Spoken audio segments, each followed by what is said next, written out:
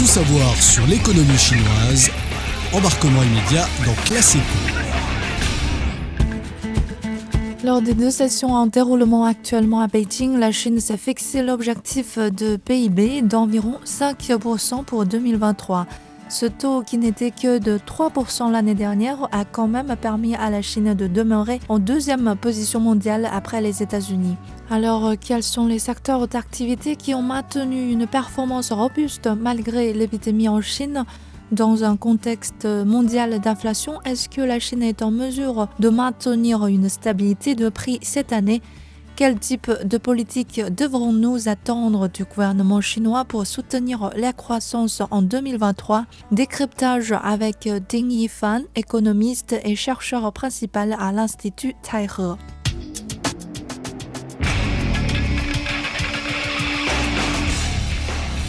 Pour tout savoir sur l'économie chinoise, embarquement immédiat dans Classe Éco. Selon les dernières données officielles, le PIB de la Chine en 2022 avoisine 18 000 milliards de dollars et se maintient en 2e position mondiale après les États-Unis. Et Monsieur Ding, quelle est votre lecture de ce chiffre et quels ont été les secteurs qui ont principalement contribué à la performance du PIB chinois en 2022 ? En fait, le développement économique de la Chine en 2022 n'était pas chose facile. En comparaison avec les 2 autres années de la pandémie, c'est-à-dire en 2020 et 2021, eh bien, en 2022, il y a eu plusieurs reprises de vagues de la pandémie auxquelles on ne s'attendait pas. Donc, les activités de la production industrielle ont été interrompues. Les activités du tourisme qui étaient sur le point d'être reprises ont été interrompues à nouveau. Eh bien, l'exportation a joué un rôle déterminant dans la croissance chinoise pendant ces années de la pandémie, car les autres économies étant sérieusement frappées par la pandémie ont dû importer beaucoup de produits de consommation de la Chine. Donc, l'exportation a contribué à la croissance.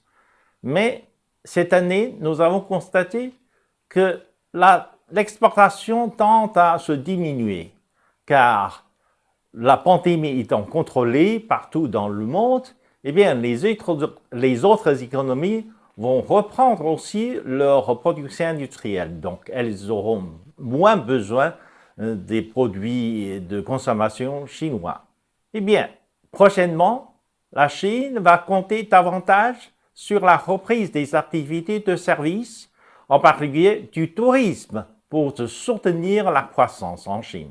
Le dernier indice PMI, indice des directeurs d'achat de l'industrie manufacturière de la Chine, a largement dépassé les attentes. Il est repassé au-dessus de 50 à 52,6 plus précisément. C'est le plus élevé depuis avril 2012. Selon vous, qu'est-ce que suggère la hausse de cet indice ? L'indice PMI en hausse est un très bon signe, car l'indice PMI, veut dire PMI, veut dire Purchasing Managing Index, est un indice qui mesure la demande des matériaux liés à la manufacture. Eh bien, pendant des années et des années, l'indice de PMI n'était pas très favorable en Chine, ce qui a causé des soucis sur le problème de la surcapacité de production industrielle en Chine. Eh bien, maintenant, lorsque le PMI est en hausse, cela veut dire que la demande des produits manufacturés est en hausse aussi. Donc, c'est un très bon signe pour la reprise des activités industrielles en Chine. Alors que de nombreux pays sont confrontés à une très forte flambée des prix, la Chine enregistre jusqu'à présent un taux d'inflation plutôt modéré. Et d'après vous, est-ce que la Chine est en mesure de maintenir cette stabilité de prix cette année ? En 2022, l'inflation est un problème qui a hanté la plupart des pays dans le monde. Beaucoup de pays ont dû subir la hausse des prix flamboyantes. La Banque centrale aux États-Unis, la Réserve fédérale, a dû relever plusieurs fois le taux d'intérêt, ce qui a été suivi par la plupart des banques centrales, alors que la Banque centrale de Chine, la Banque populaire de Chine, a non seulement maintenu le taux d'intérêt inchangé, mais aussi a décidé de relâcher un peu plus de liquidité sur le marché en faisant baisser la réserve obligatoire des banques commerciales, ce qui a permis de relâcher un peu plus de liquidité sur le marché. C'est parce que le taux d'inflation en Chine en 2022 était maintenu à un niveau relativement bas, 2%. En 2023, en dépit du rebond des activités économiques en Chine, eh bien, le taux d'inflation sera toujours mis sous contrôle, car l'importation de l'énergie et des matières premières se fait sur des contrats très longs, c'est-à-dire que les prix ont été déterminés à l'avance. Les prix ne vont pas suivre la fluctuation du marché. Tout ceci garantit un peu un taux d'inflation sous contrôle en 2023. D'autant plus que maintenant, l'exportation commence à se baisser.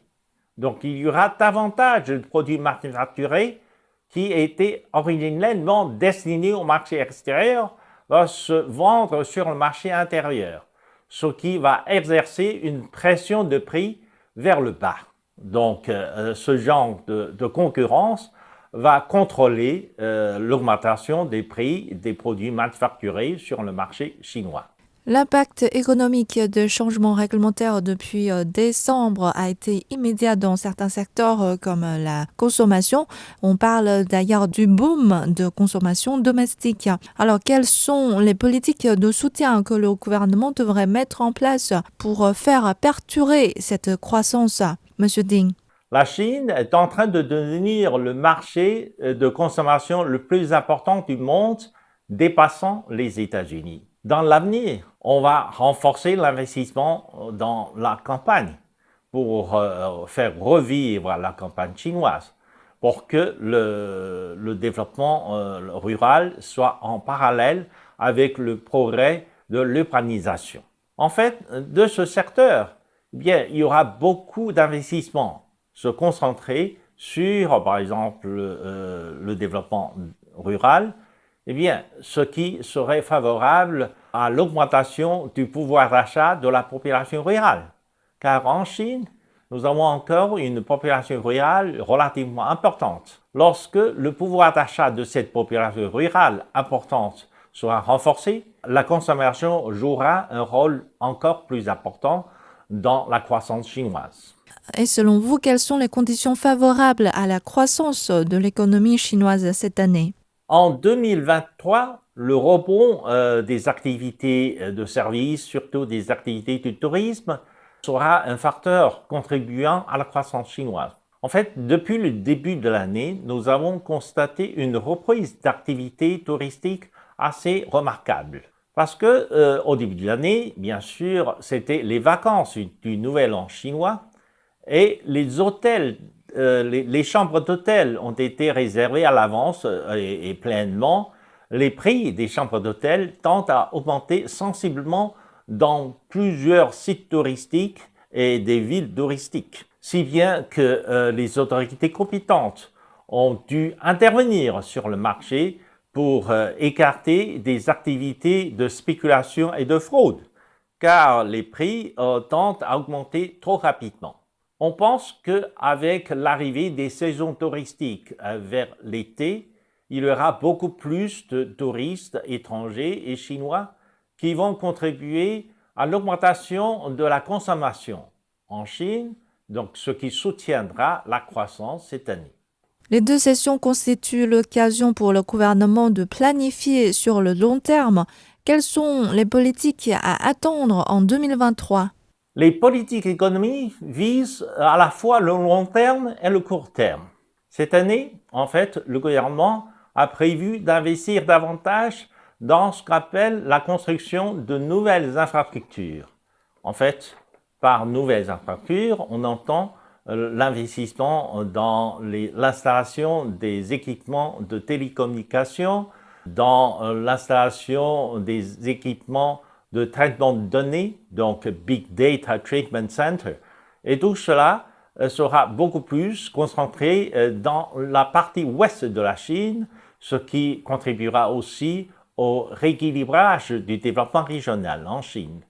Eh bien, à part cela, la Chine prévoit d'investir davantage dans des secteurs de l'énergie renouvelable, dans le secteur solaire, éolienne.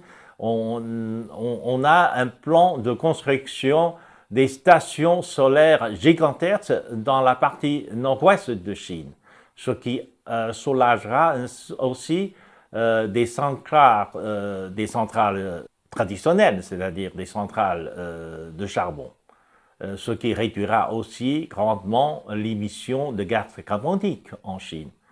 Tout cela serait de bons signes pour un développement durable dans l'avenir. En dehors de cela, on prévoit de renforcer, par exemple, le mouvement de l'urbanisation, ce qu'on appelle le nouveau type de l'urbanisation. Contrairement à ce qui était passé dans le passé, c'est-à-dire on ne va pas continuer à construire des mégacités, des cités et des villes hypertrophiées, etc. Au contraire, on va construire de petites villes mignonnes en harmonie avec la nature pour que la population puisse vivre en paix, en harmonie avec la nature.